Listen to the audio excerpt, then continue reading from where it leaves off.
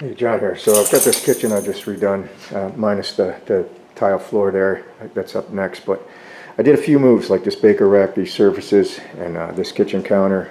I made that, and some cabinets I made that didn't exist. But I wanted to go over this countertop, how you can make this countertop relatively inexpensive and relatively easy to do. But I'm just showing you now. Also, the backsplash, we did that. I did that after the counter. But again, next up is the floor. But in the meantime, I just want to show this this countertop, how cool you can make a countertop. Because this was, well, let me just show you. I'll show you. Okay, let me get you up to speed real quick. So this whole project started with this black refrigerator. We wanted a stainless refrigerator, a little bigger refrigerator, but it wouldn't fit where this black one was. As you can see, it's pulled away from the wall, so there's a, the contrast with the brown and the white. I had to remove a cabinet, a little two-door cabinet above the refrigerator, and it still didn't fit because the two little cabinets, the upper and lower on the left of the stove, were too wide. It just wouldn't fit. This new refrigerator, it's just a bigger refrigerator. So this prompted all this stuff to this project started from that refrigerator is what I'm getting at. I'm just pointing this out. And this countertop here is Formica. It's got a little texture to it, and the edges are trimmed out in oak, right? But I wanted to do a new countertop, and I couldn't do the countertop until I got these cabinets in place, and then we decided, well, let's just paint the cabinets to a color. And so prior to doing this, countertop, there were some moves I had to make, and I'll just show you a few pics to get you up to speed. And the backsplash, you can't really see it here, but the backsplash was just that stick-on tile look. It's just adhesive stuff, which was over an existing tile. So all that had to be removed. So this project took a little while, about a month or so. And we'll get to the countertop in a second. I'll just show you some moves along the way. So I can get to this countertop, because you can't paint, you can't do anything over a brand new countertop. So we had to do all these moves to get to the countertop, but that's what I'm just pointing out now. Okay, so the next move after the counters, or the cabinets rather, were built. So to the left of the new refrigerator is, and it's hard to look at this because the wall's angled, but that strip of wood there is a hidden cabinet for brooms and Swiffers and stuff like that. And then there's a shelf on the top. Again, you can't really make that out, but the two cabinet doors above the refrigerator, I did keep those. Those are original, but the rest of that upper stuff is, built new. And because I'm building it, I decided to the right of the refrigerator, there's the upper, that's a hidden cabinet. And on the base there, to the right of the refrigerator, there's two hidden cabinets, the vertical one and the horizontal one. Are hidden cabinets, and I'll show you that too. But the backsplash there is the sticker stuff I was talking about. So all that has to be removed, including the tile behind it. There's tile behind that it was originally there, regular ceramic tile. So the stickers went over the ceramic tile. So all that has to be removed before I paint and all that. And I'll probably show you that too. But let me just show you right quick these hidden cabinets. And these are just moves, again, getting to so I can do this countertop. And it all started with a stinking refrigerator here. So let me show you them. So like I said, on the left there is just like a broom closet. Got some broom swifters, that kind of thing. And this is, like I said, a angled wall. So there was nothing ever here. It was just a vacant spot. But I figured that's a good place to do a little filler there. So the cabinets to the right are, again, these are all newly built, right? Because the old cabinets just were too thick, right? And I can't even use the doors. I couldn't do anything because this is just too thin of a space.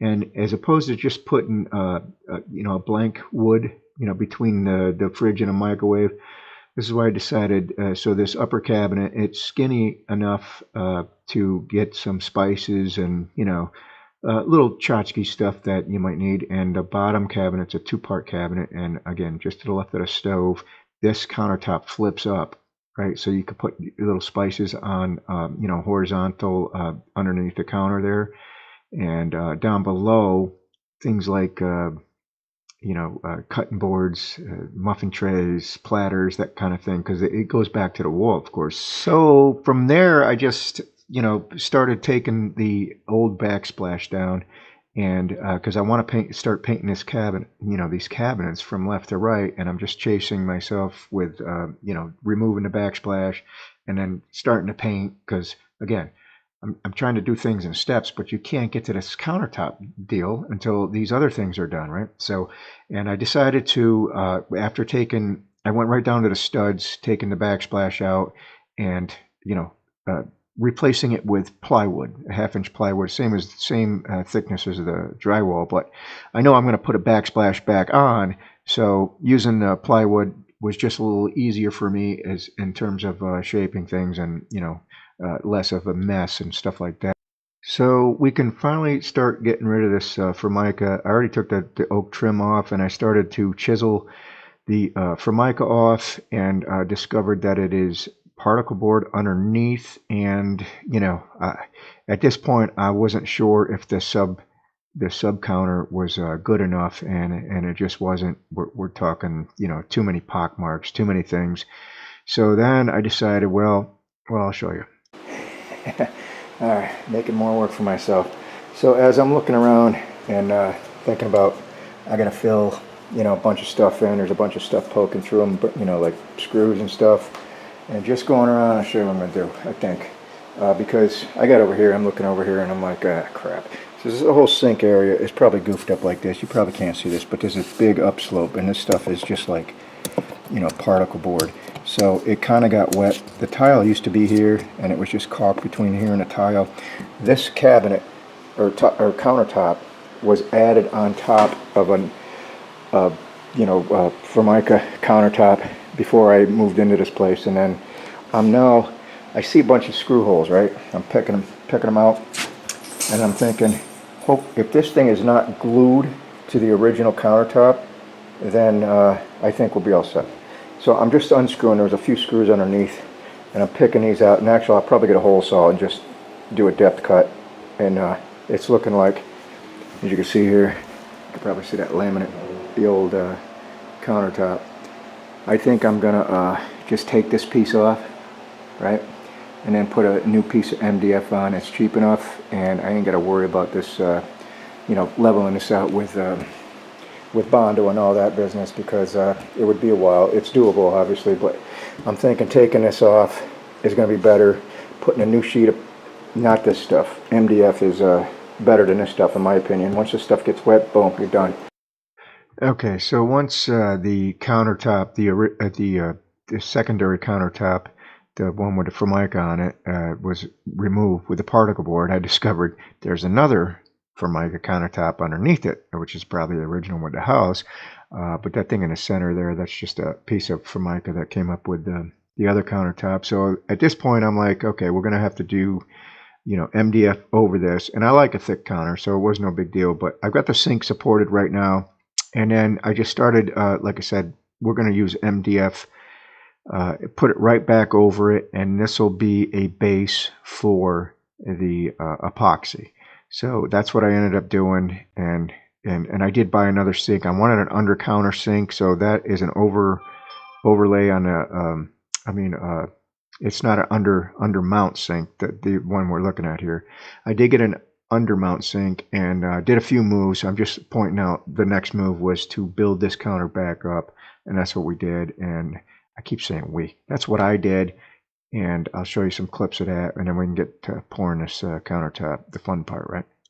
All right, so got that counter installed over there, and we've got the sink on our temporary basis there, right? And we'll raise it up later with those. Also do a couple moves with shelves, but with those, you'll see when I get to that point. But so I just put some backer rod in here, right, on the backsplash, or just that foam round stock stuff, just to help fill it in. So next up is we're going to be bondoing all this, getting in the corners, filling all these screw holes.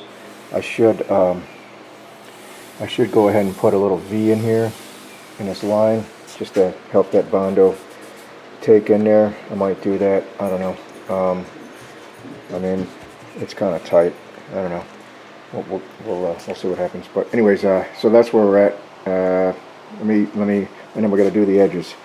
Bondo the edges, bondo the holes, bondo this whole countertop. So that's gonna take a minute. So I'll get to that. Mix and bondo up and all that. It's tedious. It takes a while because you can only do a small amount at a time, and just mix it up, do a little bit, mix it up, do a little bit. At least from my experience, you mix up a lot of bondo. Good luck with that. Anyways, that's where I'm at. So just getting to some final touches with the we call it the bondo there, and then we're going to go ahead and route the top and the bottom, and then paint everything, not paint, prime everything, and sand in between coats, and if I find some little pinholes or something, we can definitely bondo in between that. So the seam is here, and then it runs diagonally across, but I'm not, with the resin thing, I'm going to go pretty wide on both sides. This is flat as a pancake now, but as far as will you be able to see the seam if you just kind of bondoed in the seam alone, because the counter was kind of level, but I did go quite a bit past it, sanded it down just to be sure, because like I said, I don't want to get in there and have a little bump or something that you could see a line perhaps in the resin. So at this point, everything is sanded up. I got the edges routed. This is just a black primer and a white primer mixed together to get this shade of gray, and that's what we're going to use for the base color. We're just going to add the epoxy with some glitter. I used some blue glitter, some black glitter, and a little bit of that diamond dust stuff, and then that's all it was. Pretty simple to do. So let me show you the steps that I did for that. Okay, this is the countertop. I just wanted to show you a little close-up. So it's got some blue glitter in there, some black glitter, and a little bit of diamond dust in there. And I just did a couple of scoops of the blue and a couple of scoops of the black, and not even one scoop of the diamond dust. And this little bit right here was enough to do my whole countertop. Now there might be something out there that, where you can get how many ounces or whatever to square footage. I just kind of, winged it. Let's just do this, right? I got 5 liters to do. So like I said, I'm going to do 2 liters here, 2, and then 1. And when we're mixing it up, we'll probably dump all the glitter in one bucket, mix that up, and then keep switching it back and forth. Actually, I might need a 4th bucket for that. I don't know. We'll see what happens. And we'll just keep mixing it up. So this is just a 1-to-1, part A, part B, and I'm just filling the 3 tubs up because, like I said, I need like 5 liters to do that countertop upstairs.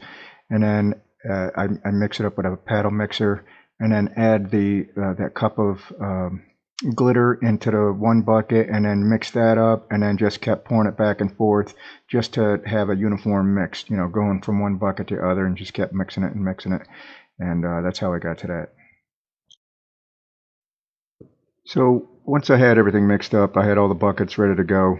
The window for this is, I don't know, I would say within an hour you got to have this stuff laid out before it starts getting, harder to work with. But you got plenty of time. There was, so I'm just spreading this out with a 1/8 trowel, and I'm getting it close to the edges at this point. And then with the paintbrush here, I'm getting to the backsplash and around the sink, and again, just it's almost like painting it on, but just to get a uniform, coating here, and just going around the whole kitchen table probably took me, I don't know, if I had to guess, 20 minutes because of this little cutting in with the paintbrush deal here. You want to get the edges of the countertop and make sure you don't miss anything, and then just keep spreading it with the spreader. And now that's how easy it was. Now the glitter and everything is already mixed in there, so this is just a matter of pouring it out and squeegeeing out with your 1/8 trowel there.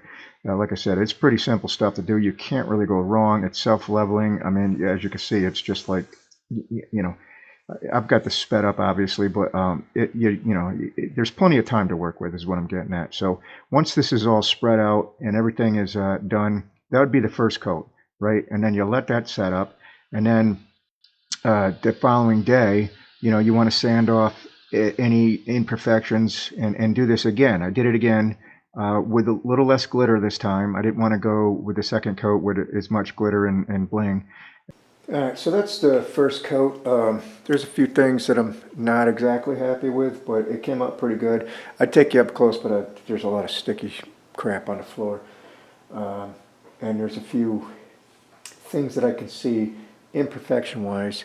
You know, there's no way this could be the top coat. So tomorrow I'm going to sand this up and do another coat, and I'm probably going to do the same thing with maybe a little lighter on the speckles, definitely a little lighter on the diamond dust, but that'll be the second coat, and I've decided to do a third coat for the top coat, a flood coat, and this stuff will be pretty thick. So this is the first day. I know it looks like it's got a dent there, but that's just a reflection from a canlet and a ceiling, but it's a flat, looks like glass, and this is the first day. So 24 hours I let this it's not exactly cured, but cured enough to sand it.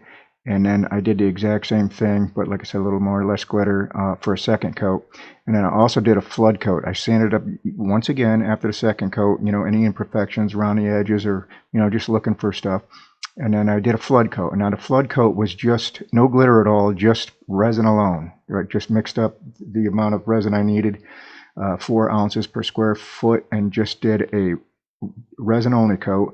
And I let that dry for 24 hours, and I ended up going with the ultimate top coat, the one with the sheen there, not the matte coat, the glossy coat. And I'll show a bit of that, and then that's it. And then I got to the backsplash and just kept going. But so using the ultimate top coat, it allows you to, within like 3 days, use the counter. If you just went with the mirror glass look, flood coat, then it doesn't actually cure for like 30 days. I mean, I think you can use the counter and just be careful with it after, whatever, 72 hours or whatever.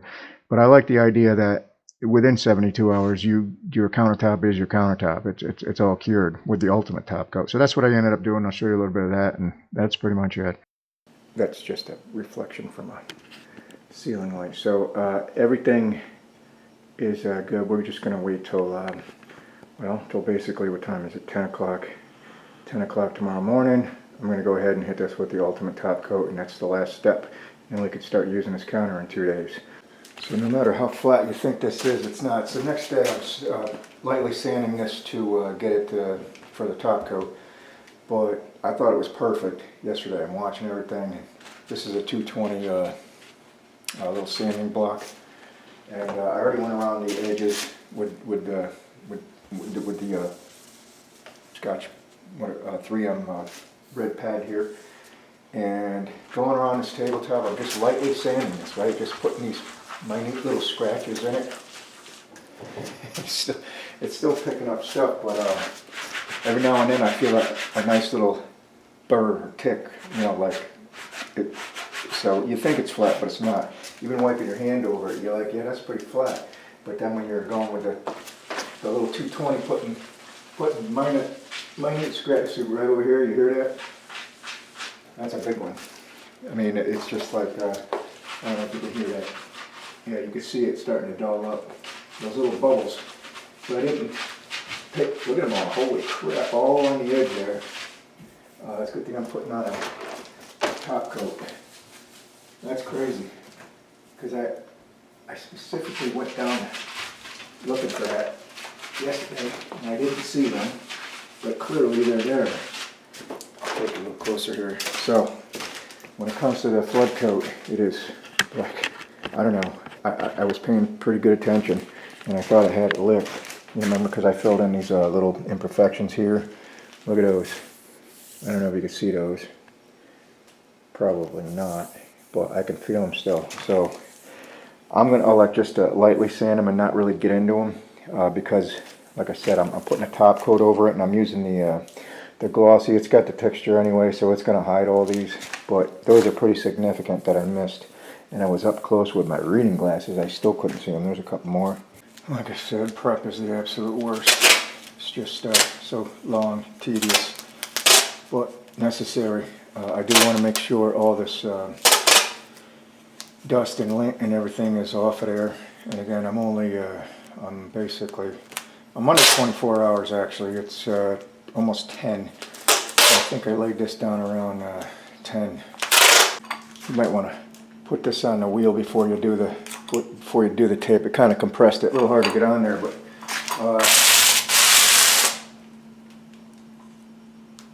I don't see much in the light, but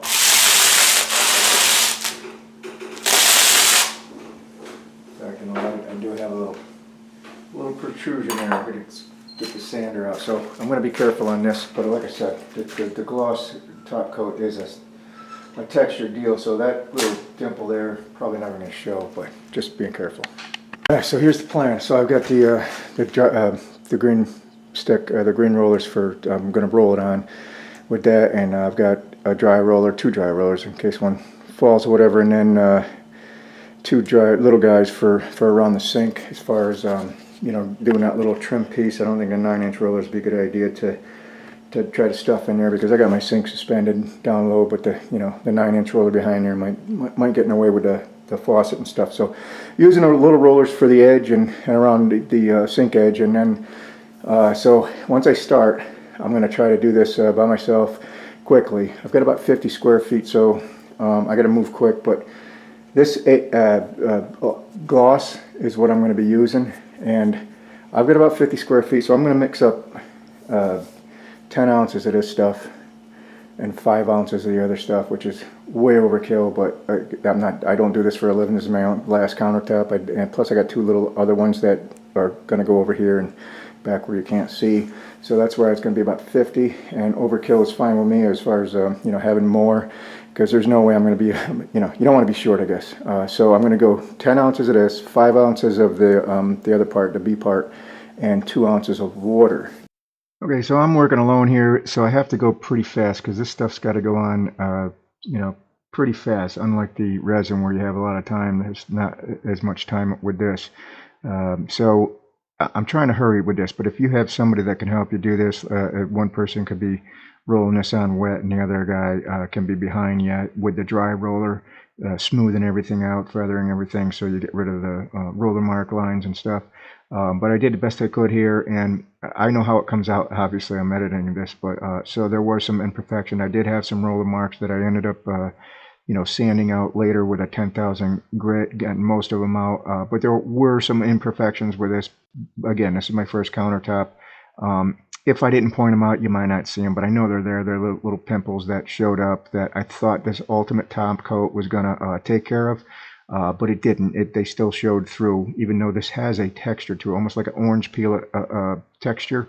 But once this is cured in a day, you can almost use it. And you know, they recommend, I don't know if it was 2 days or 72 hours, but as opposed to just having what's on there now, just the resin, the top coat, you'd have to, this thing would take 30 days to cure, but putting this stuff on there, you can literally use this counter in 3 days. And as if it was a done deal. So anyways, I just speed through this and get it, like I said, the best I can. I was a little bit concerned with being, you know, behind the curve here.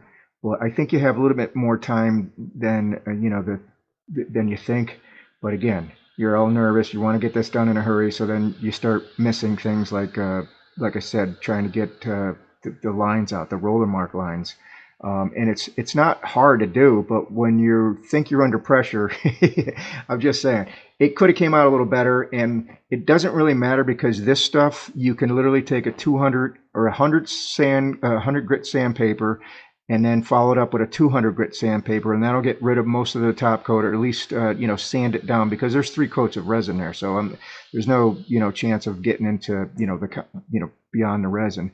And you can do it again if you weren't happy with it. So it's not exactly like this is you need to be perfect. You can actually do it again if you want to sand it up. But I just left it because the imperfection, I'll show you in the next clip here. The imperfections are kind of minute, but they're there, and you know they're there, and that kind of makes you like, oh, crap. But anyways, it did come out good. I am using the counter now. The backsplash and everything's done basically in the kitchen, the cabinets. I finished them. The only thing left I have to do is the floor. But let me just show you a few clips and we'll wrap this up. All right, so today's the day we're going to have to make a decision what we're going to do. So along this edge here, I missed from the flood coat some bubbles that popped, or you know, poked up, Didn't see that, and they're there. And then I decided just to go, you know, lightly sand everything, go right over it with the Ultimate Top Coat gloss. And here's where we're at. Now, I thought maybe that would mask it, but it didn't. It almost exemplified it. And they're all over the place. If you look close on this edge, they're pretty predominant. I don't know if the camera's going to actually focus on the pimples there on the edge there, but so ultimately this thing is going to have to be sanded. You know, take a 120 down to a 220 and get this thing mostly removed in terms of the Ultimate Top Coat. But there's 3 layers of resin on there, so I'm not worried about burning through to anything, but just taking the top coat off is what I'd be interested in. But in the meantime, let's say I was living, you know, willing to live with these pimples. I've got roller marks, which you're probably not going to be able to see. The roller marks are on the edge here, pretty predominant to the naked eye anyways. Again, I don't know if the camera would ever pick that up, but you can definitely see it, especially in certain lights, that there's a discrepancy. I'm not a big fan of this gloss stuff. But anyways, today I'm going to just see, because I want to move on with the cabinets and the backsplash and everything. I want to see if this, I bought some 10,000 grit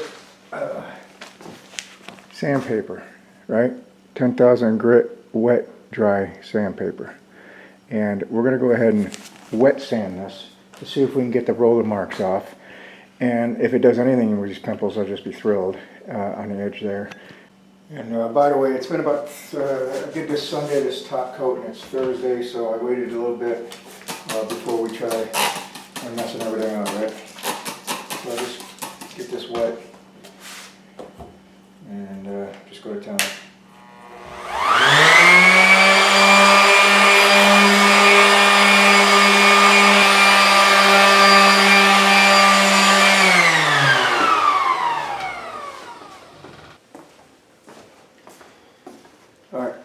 So can you take like a 600 first, right, and then graduate to 1,000 grit and maybe 2,000 grit and work your way up to 10,000 grit? Probably, but I just didn't want to take any chances. That's why I'm doing this slow and just taking it off almost nothing at a time, you know what I mean? But eventually, the more times you do it, it's going to get down to a point where like you're going to notice. And then once it gets down to the flattest that it can be, and you don't see any more roller marks, you're going to be happy. You just got to keep going and just know when to quit, I guess. But I'm going to quit here, or I'm going to do one more coat of 10,000, and I'm going to quit there. And whatever it is, if there's imperfections, I'm just going to live with them. But at this point, on the camera, you're not going to see anything. These are, you know, there's no swirl marks. There's nothing that you can point out that is an imperfection. Okay, so using the 10,000 grit with the wet sanding technique there, it did do the trick. It took out my roller marks that I could see and some imperfections, and ultimately it worked out. But again, like I said, if you had to do the Ultimate Top Coat again, you know, sanding it off, and it wouldn't be that big of a deal because we did put the 3 coats of resin down. The first coat, the base coat, was just you know, the bling with the base coat. The second coat, same thing, a little less bling, and the third coat of resin was just the you know, resin alone, no bling. So it was pretty deep with resin. So if you had to take off your top coat, you know, it would be no big deal. But this did work out, and it did come out good. And I was able to finish the cabinets and get to the backsplash and finish things up. The only thing left there is the floor. But if you had to do this yourself, as opposed to, you know, hiring somebody, not even resin, just like a regular countertop, a stone countertop, whatever, you know, it would be pretty decent chunk of money. Doing this yourself, because it's pretty easy to do, but most of it is prep. Most of it is the tedious prepping your counter, Bondo, you know, getting the holes filled and then getting this thing smooth enough to where you can, you know, finally get to the resin on there. But once you get to that point, it's fairly easy stuff. As you can see, it's just a few steps and just a waiting process, repeat and rinse, you know. So it did come out good. This is the first countertop I've done, and you know, I probably won't do another one, but I'm just saying, as a first-time do-it-yourselfer, it came out great. So it is, you don't need a lot of experience, just general common tools, like sanders or whatever, and then you're going to be good to go. Anyways, that's all I got. Thanks for watching. Well, see you next time. Yeah.